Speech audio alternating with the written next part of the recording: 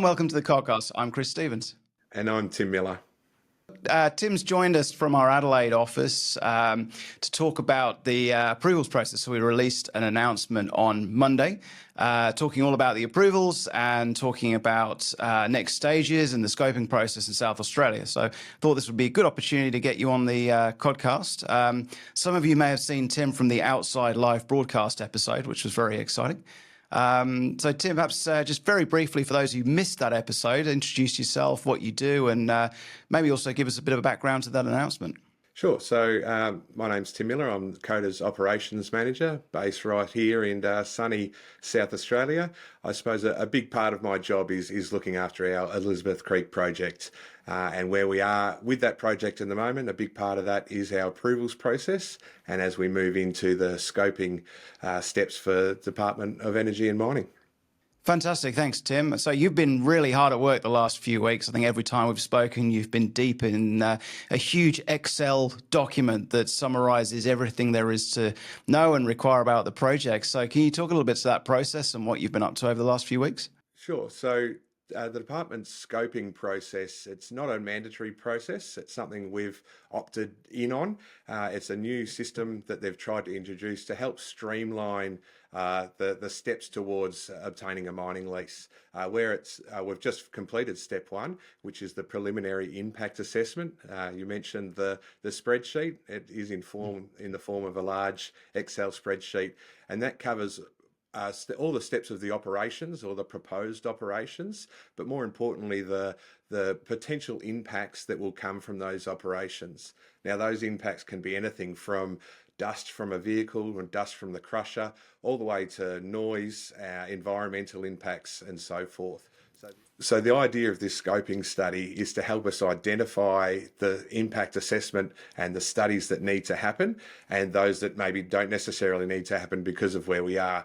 Now, what the idea behind that will be is that we don't end up wasting money or spending money on studies that don't necessarily need to happen, but also it means we can identify studies that are going to take a longer time to happen. Yeah, and some of this data, I mean, many years ago I was working with an iron ore project and the previous study manager hadn't commissioned the spring study at the right time, which meant the entire project was effectively put back a year waiting for spring to come around again.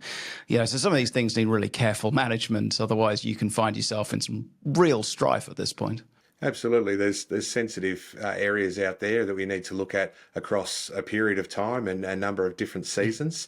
Not to mention the department's introducing or have introduced some new guidelines around developing groundwater baselines. And so we're trying to work towards that and making sure we fit all these new expectations. Now, Elizabeth Creek, I mean, we're very fortunate to be able to go there fairly often, and it's a beautiful spot, although I think there's some debate. Matt thinks it's a bit desolate and barren, whereas I think it's rather beautiful for the same reasons. But there's not a lot up there, is there? It's a pretty quiet area from the point of view of population pressures. Correct. So on the surface, some may refer to it as the moon landscape, but as you dig deeper, there are a number of different aspects that make up the environment out there.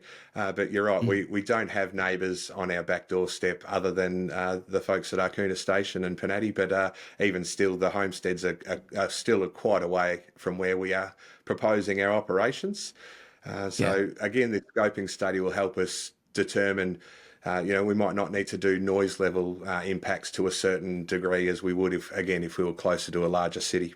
So again, while this scoping process, it's not mandatory as far as the department is concerned, we're really hoping it's going to build a framework that'll help us identify that critical path along the way. It'll help us identify the studies that need to happen to make sure we spend the money where it needs to be done. We obtain those baselines early if they need to be an extended data set, and really help improve the project in this early stage. The main thing with an approvals process is to ensure that it's predictable, understandable, and that everyone agrees what needs to be had. Is this your experience so far, that you're getting a lot of engagement, this is working well? Absolutely. There's certainly been some grizzles, I suppose, industry grizzles around the scoping process, and then it's just extra work. My experiences with it so far and the openness and the conversations I've had from Paul and the team at DEM has been absolutely a two-way street. They've been really helpful in helping us identify what needs to happen, sit down, talk to us about the scoping process and why we're doing it. The other great thing about it is it's not extra work if you're looking at it, that if we do this correctly and we identify these steps along the way, the scope that we create with the impacts or the potential impacts will fit straight into a mining lease application. So this work has to be done at some stage. So why not do it now while it's early? Why not do it now while we've got the time on our hands, we can focus on it? And again, before we go down a road that's going to maybe cost us 6, 12, 18 months of study that might not need to happen in the first place. Yeah, it's very proactive. And, nobody enjoys approvals processes. Nobody needs extra work, in my opinion. But I'm also not mad keen to live in a world where, my children are going to inherit and your children are going to inherit one where people can do what they like, how they like, without regulation. And that applies across all industries, whether it's industrial, mining, real estate, or anything else. So, these are, and the main thing with these processes are they are predictable. We understand what needs to be done, and we can work with the government to make sure that we do that at the right stage, in the right time, and to the right level, isn't it? Now, the great thing about that step 2 is actually we get together with the department again. We have a minuted meeting. We talk about all those steps, and we basically set the scope of what this is going to look like. So we identify those baselines. We identify the areas that don't need further work or further studies, and that's written in there. That's something we can refer back to. If someone in the department moves on, we're not going to get in 6, 12 months' time someone turn around and said, oh, well, you haven't done this study, that study. It's all there. Everyone agrees on it. Yeah. It can't be changed, and we move forward. We've got a very clear path of what we need to do.